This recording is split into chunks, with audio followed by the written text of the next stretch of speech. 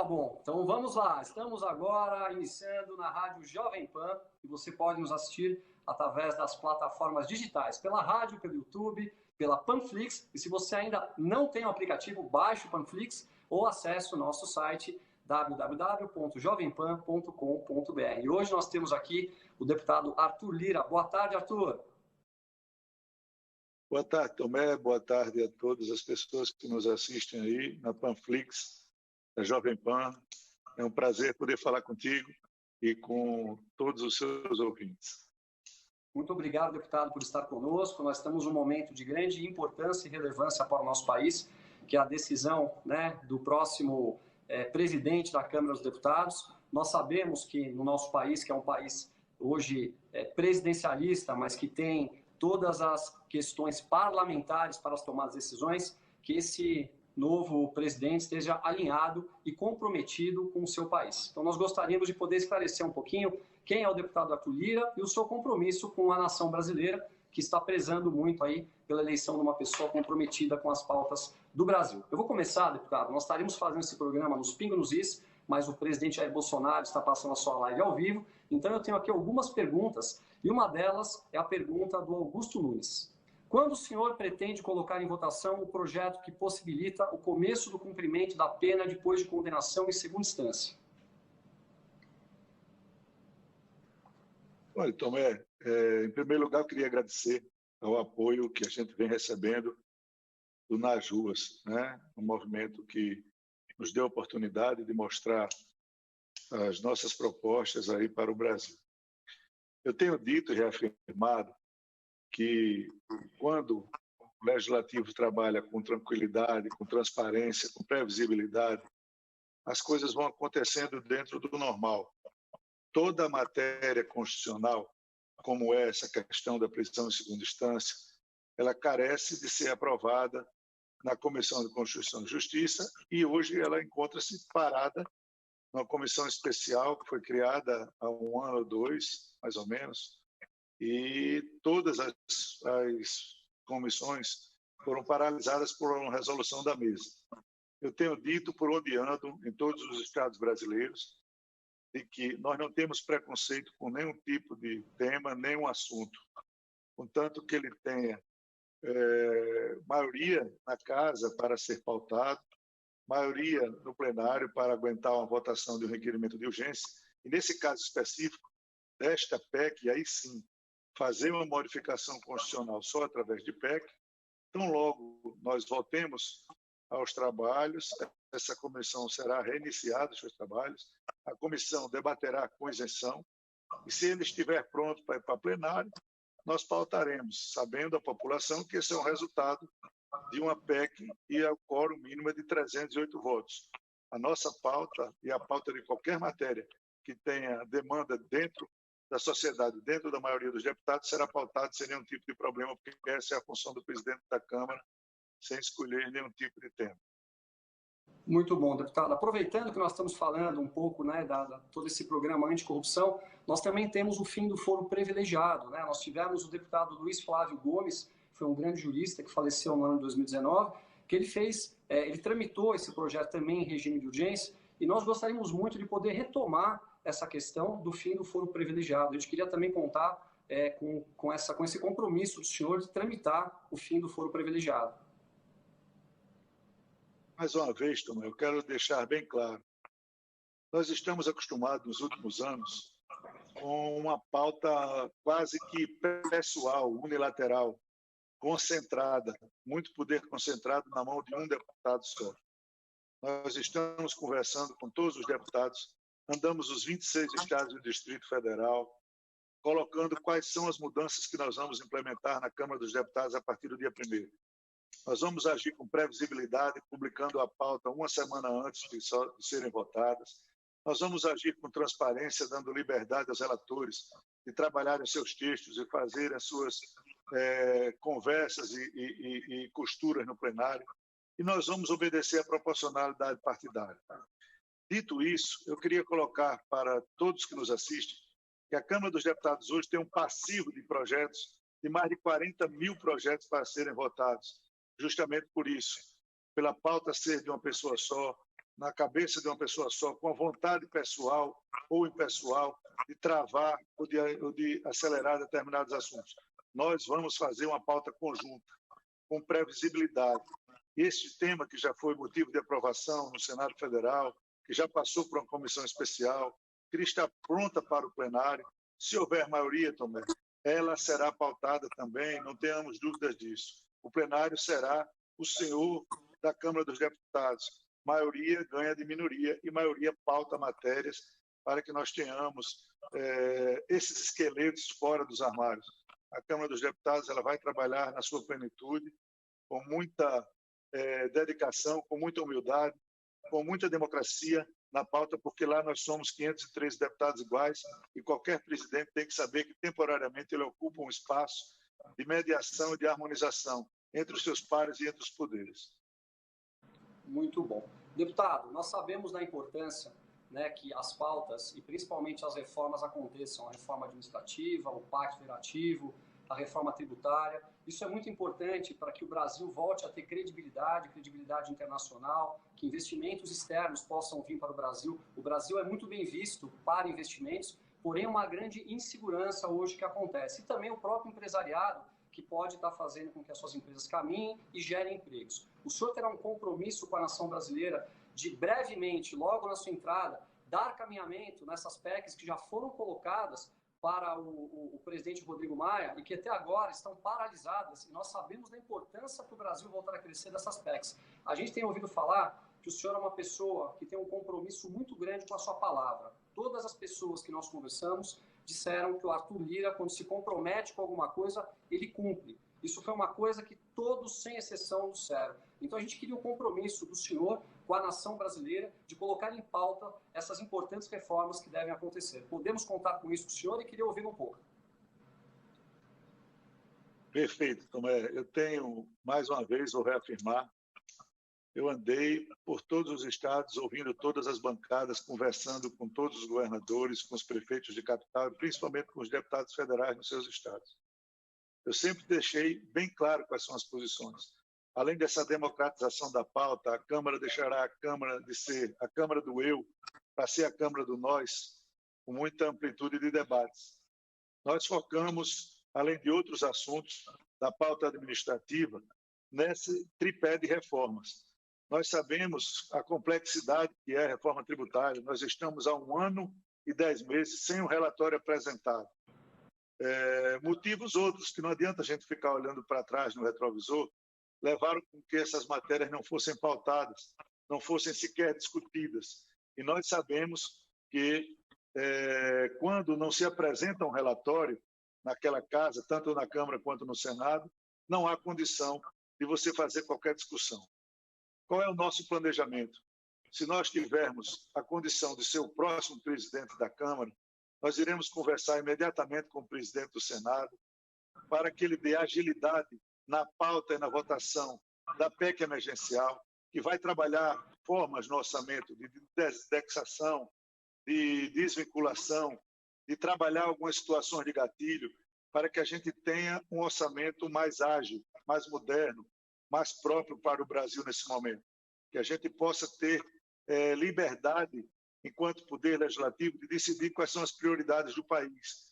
Porque nós, deputados e senadores, sabemos quais são essas dificuldades orçamentárias.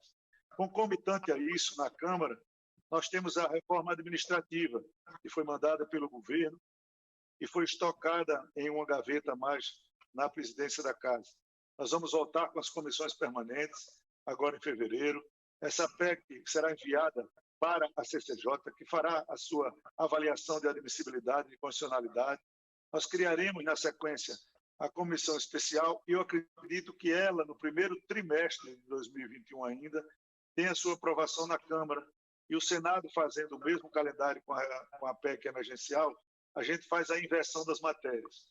Com relação à mais importante de todas, que é a tributária, a administrativa ela vai mostrar claramente para o mundo e para o Brasil que a política se preocupa com a contenção de despesa, com a previsibilidade de despesa, com a excelência na contenção de gastos públicos.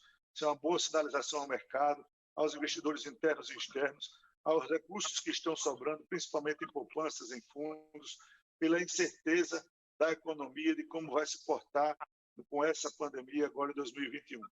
Com relação à reforma tributária, nosso compromisso, ela já está em uma comissão, no meu ponto de vista, já em tempo exagerado.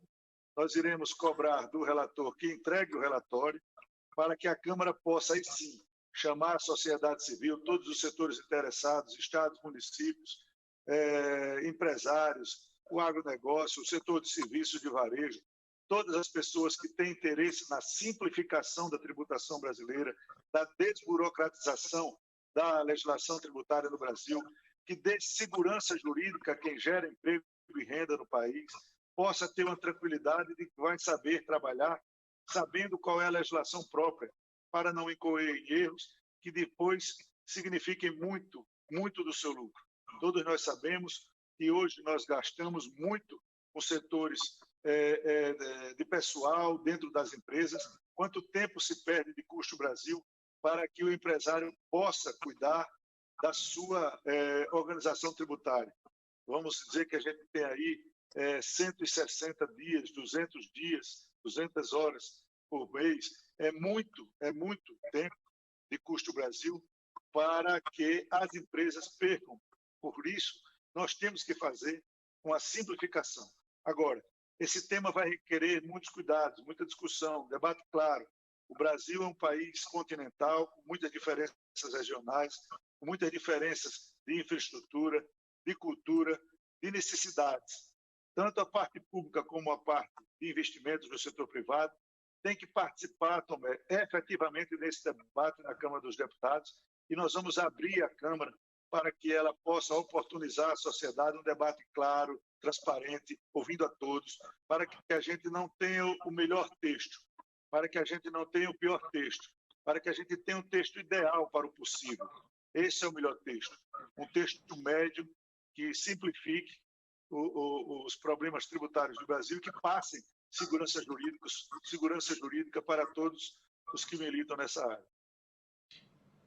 Deputado, o outro candidato com chance também de ser o próximo presidente é o deputado Baleia Rossi, e nós sabemos que ele está alinhado com a esquerda, com o João Dória, com o Rodrigo Maia, né, e com outras forças aí que são, com certeza, contra as privatizações.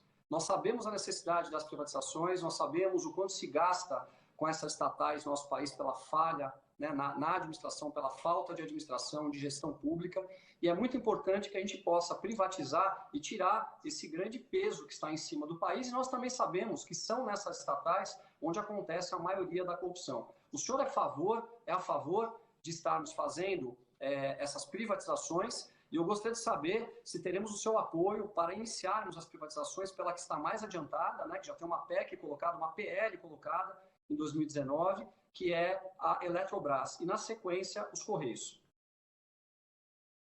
Veja, Tom, é importante que todos que nos assistem entendam que o bloco, nós estamos numa disputa eleitoral que se encerra no dia 1º, e depois é quem vem os problemas. E nós estamos focados, fazendo uma campanha de alto nível, debatendo propostas, conversando com os deputados, ouvindo as necessidades dos estados, municípios e setores privados, setor financeiro, setor produtivo, primário, secundário, terciário. Eu queria colocar a seguinte situação. Nós estamos com absoluta tranquilidade no nosso bloco. É um bloco ideologicamente alinhado, é um bloco que harmonicamente trabalha para uma vitória consistente no dia 1º, porque nós queremos destravar o Brasil.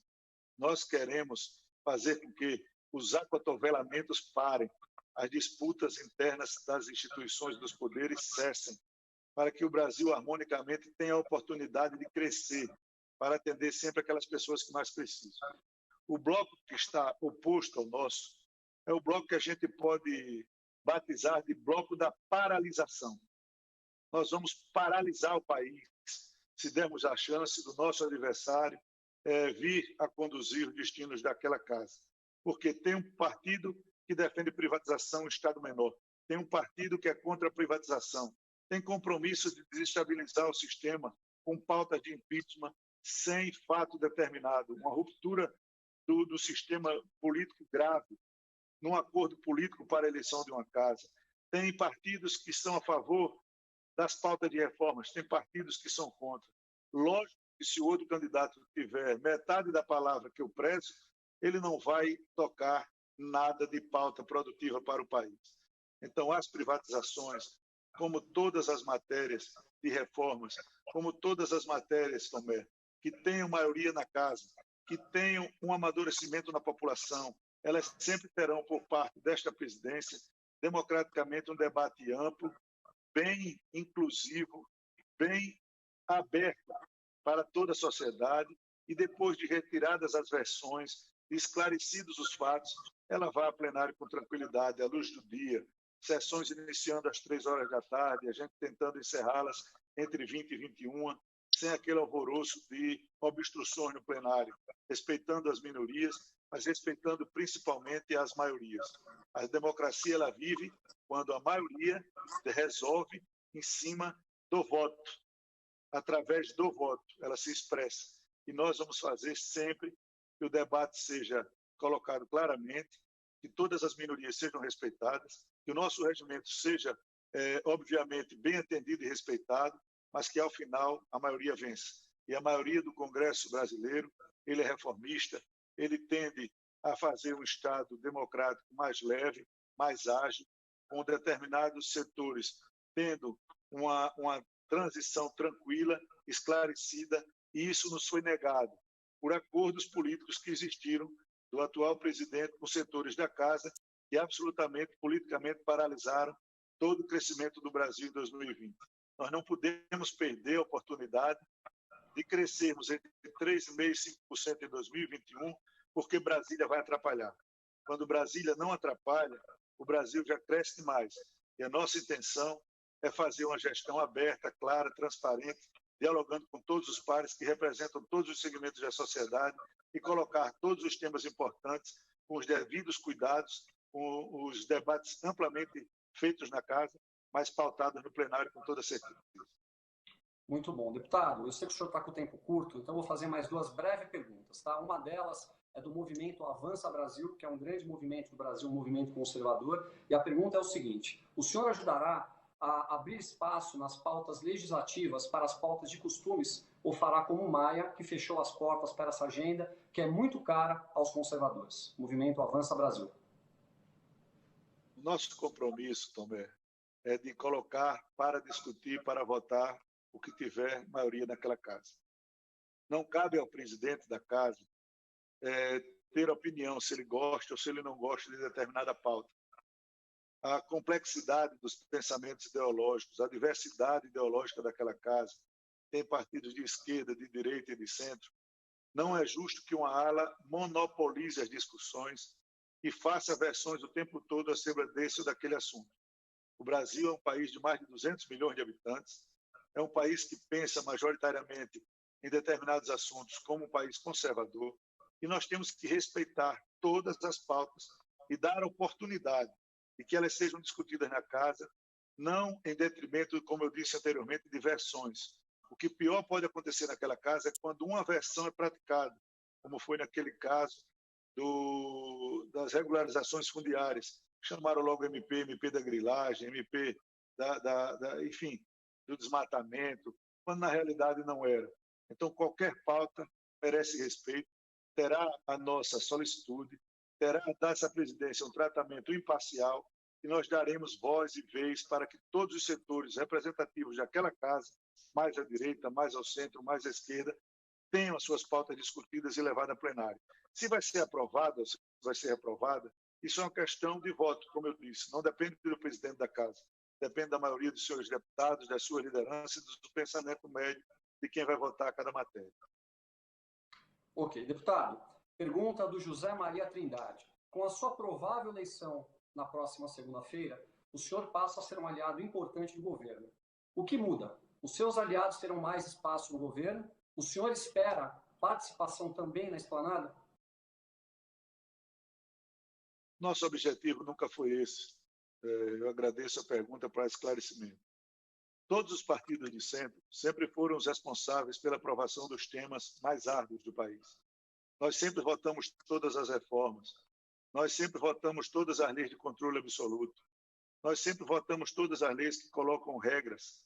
Fizemos a reforma trabalhista, fizemos a reforma previdenciária, fizemos a lei do teto, fizemos a responsabilidade fiscal, discutimos o Fundeb, fizemos todas as discussões importantes para o país, nunca nos furtamos dela. Então, o que vai acontecer com a possível ou a provável ou a minha eleição segunda-feira é que nós vamos viver um tempo diferente. Nós vamos viver um tempo que toda a gestão da Câmara será feita em conjunto. Nós vamos acabar com essa anomalia da política brasileira de que, para todo ato do Executivo, o presidente da Câmara tem que estar com o microfone na mão, dizendo eu pauto, eu não pauto, eu faço, deixo de fazer. Não sou eu, não serei eu. Seremos nós, as lideranças partidárias, os deputados, o colégio de líderes, as comissões, que nos posicionaremos. E aí a Câmara falará, a Câmara concorda com isso, a Câmara não concorda com aquilo, a Câmara apoiará isso, a Câmara não apoiará aquilo. Então, nós vamos falar no coletivo. E esse coletivo, mais a harmonia constitucionalmente escrita na Constituição, é que vai preponderar. Nós não seremos, Tomé, nunca um poder submisso a outro, nem ao Executivo, nem ao Judiciário. Nós seremos independentes, nós seremos altivos, vamos manter sempre as nossas prerrogativas, obedecer o que manda a Constituição. Agora, com certeza, nós vamos ser harmônicos. Nós não vamos trabalhar contra o Brasil, nem contra qualquer governo. Um presidente da Câmara, ele não pode ser líder de governo, mas ele não pode também trabalhar contra um país, como deliberadamente no segundo semestre aconteceu, principalmente no ano de 2020. O povo brasileiro hoje está muito politizado, deputado, e nós sabemos que existem muitos deputados, e principalmente o antigo deputado da Casa, que trabalha contra o Brasil. Parece que ele quer travar o Brasil para que o Brasil vá mal. Então, a gente agradece muito ao senhor pelo seu compromisso com a nação brasileira. É importante que o senhor saiba a grande responsabilidade do seu cargo. O senhor tem um dos cargos, terá, caso seja eleito, um dos cargos mais importantes do Brasil. Está nas suas mãos o Brasil voltar a crescer, voltar a gerar emprego.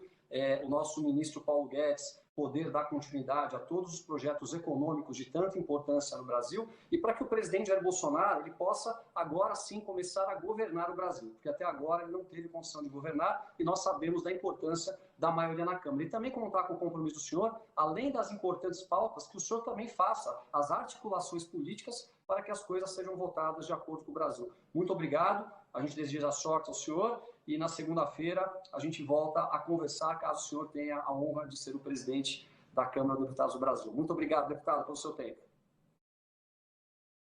Muito obrigado também, muito obrigado a todas as pessoas que nos assistiram, que nos ouviram. Nosso compromisso é esse, é trabalhar serenamente para construir acordos, construir pontes, servir de meio de transformação para que a população brasileira tenha realmente referência, orgulho, e acredite que aquela casa é feita por homens e mulheres que trabalham muito. Muitas vezes é mal compreendida, porque muitas vezes o sistema é distorcido. Nós vamos voltar basicamente ao que a gente fala, o nosso feijão com arroz, cumprir o nosso regimento, oportunizar a todos os espaços e fazer com que a maioria prevaleça. Fazendo este princípio sempre com previsibilidade, para cada dia um presidente da Câmara não acorde com um humor e durma com outro, e ao seu bel prazer o Brasil fique trabalhando como se fosse um aparelho que mede um eletrocardiograma. Então a gente tem que ser reto, plano, com previsibilidade para que o Brasil tenha a oportunidade de crescer. Agradeço a oportunidade, se Deus quiser, vamos ser, com a ajuda dos deputados, o próximo presidente da Câmara para trabalharmos com um Brasil mais livre, com mais progresso, com mais crescimento. Muito obrigado, deputado. Um abraço. Abraço. Boa tarde a todos os nossos ouvintes, Rádio Jovem Pan, a rádio que virou TV. E você vai poder acompanhar pelo Panflix, pelo YouTube e também acessando o nosso site www.jovempan.com.br. Muito boa tarde, um abraço a todos.